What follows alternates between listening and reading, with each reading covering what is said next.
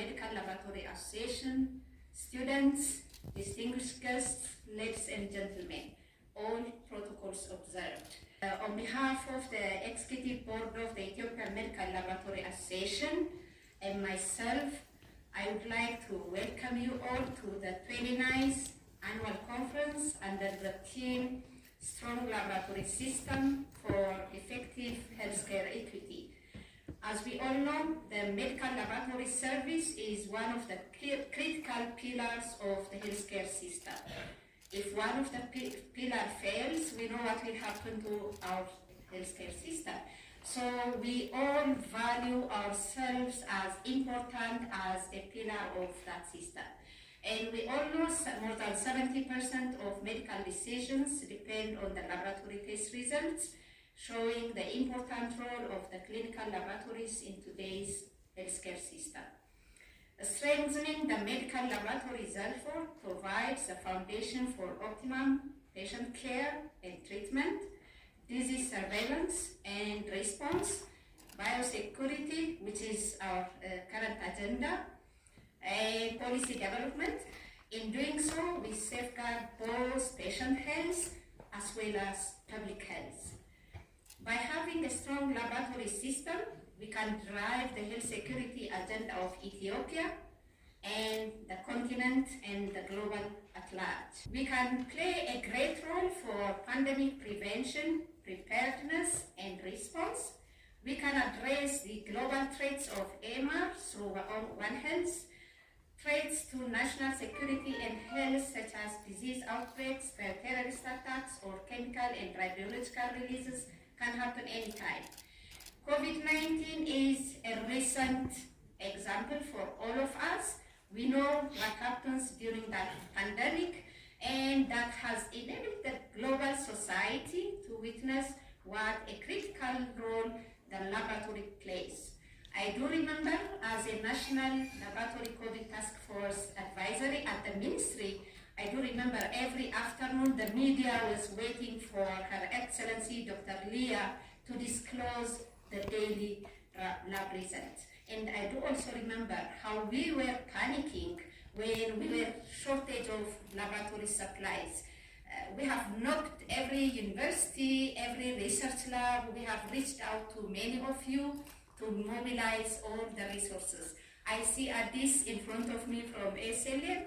We know how we passed that situation. So COVID was an excellent opportunity specifically for our community to recognize how the lab professionals in the lab were really critically important. Although there are some changes in infrastructure of medical laboratories, little is being invested to keep the laboratory professionals satisfied in their work. We hope it evolves to a strong lab system in our country.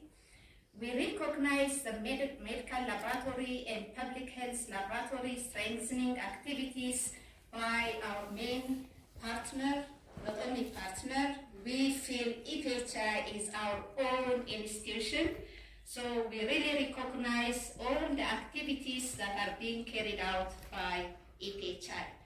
We also thank EPHI for having this colorful event.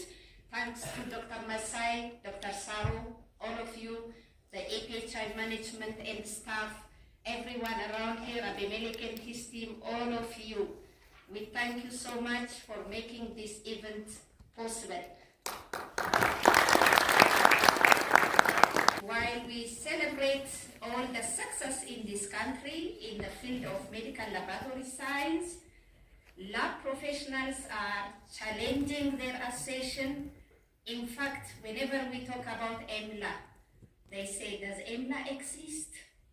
And they expect much from the association, and we really recognize all your concerns. And in fact, they sometimes keep distance from the association for not safeguarding their rights and actively voicing for them.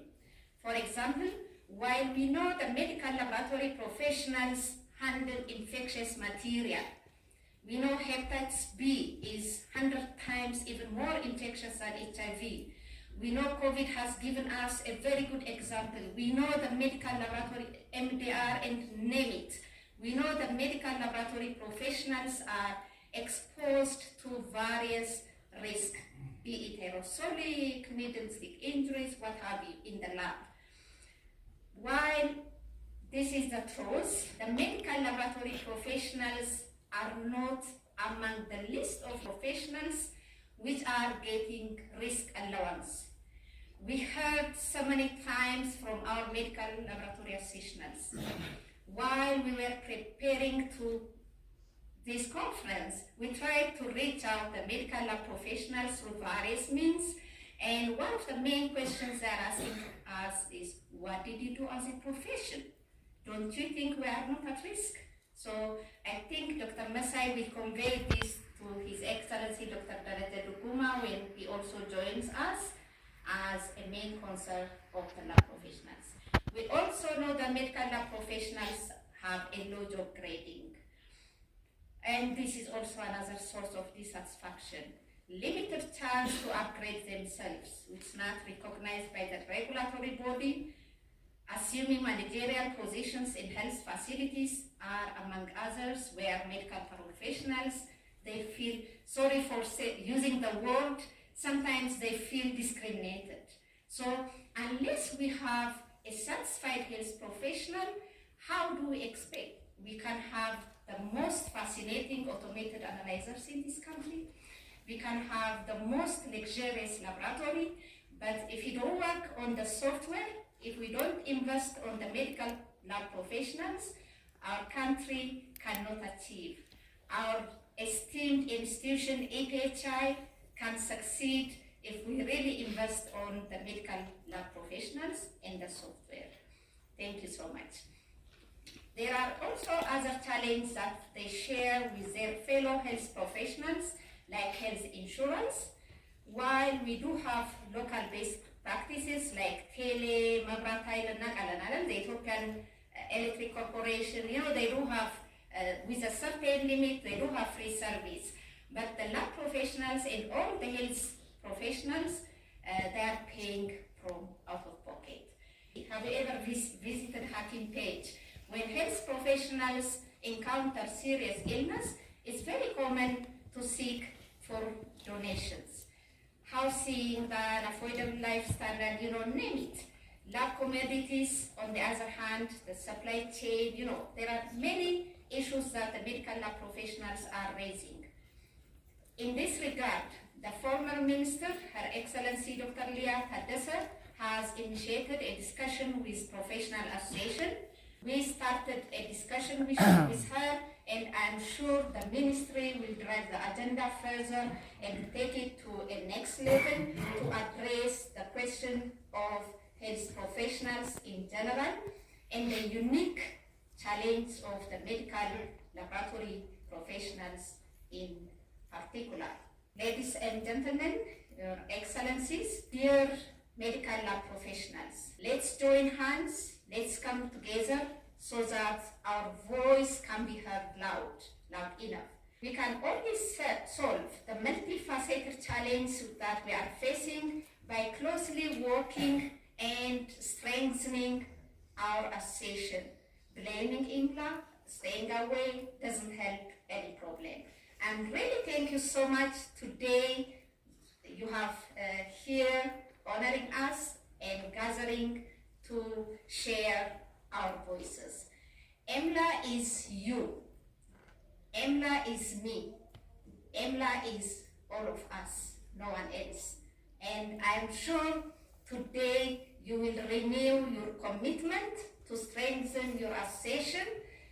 At Tsegaye University, fourth-year medical laboratory students are here. The next generation, you are representing the medical laboratory students across Ethiopia, which we cannot bring them here. We didn't want, to transport, students in this situation. So you are the next generation of EMLA. Thank you for being here. So EMLA in its strategic plan has three main goals. One is strengthening the association, which we can do it together. capacity building of the professionals, including safeguarding their rights, and ensuring ethical conduct and quality medical service through supporting the regulatory service and working with the EPHI, the ministry, and all bodies concerned.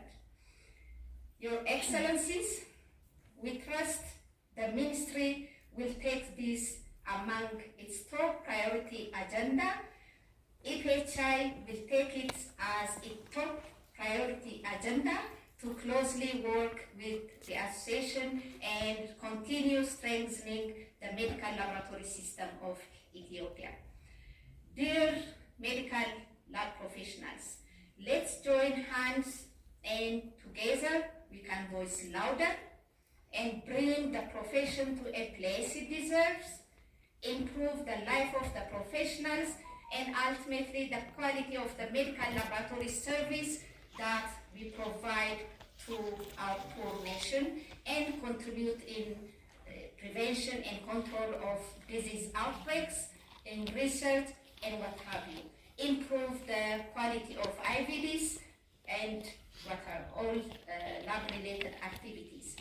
In this effort, I would like to inform you that we as a board also initiated the establishment of EMLA in the diaspora.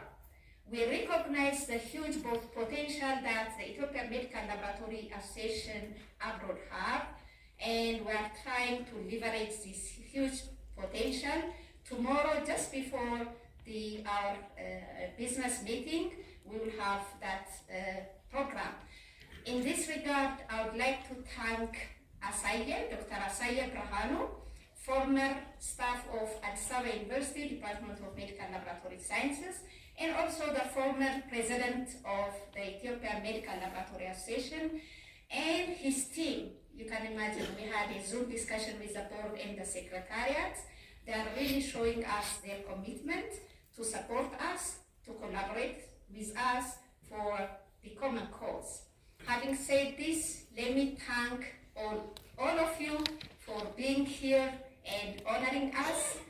Let me thank all the exhibitors, partners, the Ethiopian Public Health Institute. Please, one round of applause for all of you.